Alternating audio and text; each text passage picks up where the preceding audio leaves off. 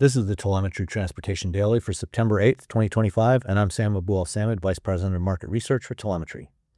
As expected, U.S. sales of electric vehicles have remained robust in the third quarter in anticipation of the end of federal clean vehicle credits at the end of September.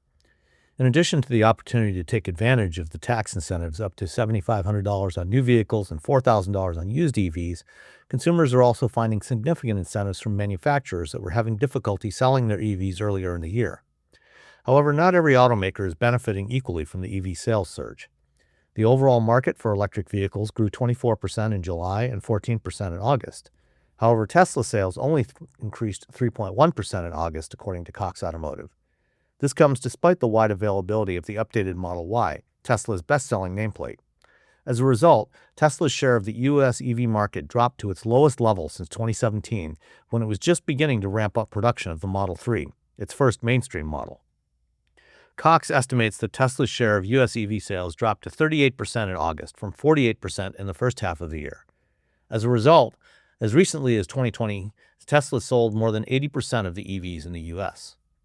The Cybertruck, which the company had pinned its growth hopes on, has been a flop, with only 14,200 sales through the first 8 months of the year.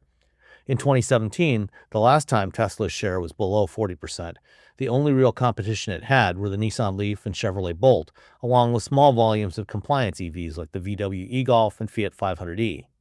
Now there are dozens of models to choose from at a wide variety of price points and form factors, and a new third-generation Leaf is about to debut with a 300-mile range and a starting price just under $30,000.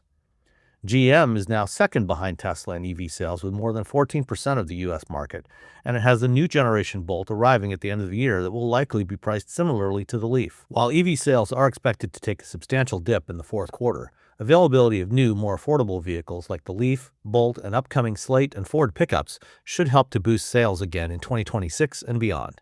Thanks for listening.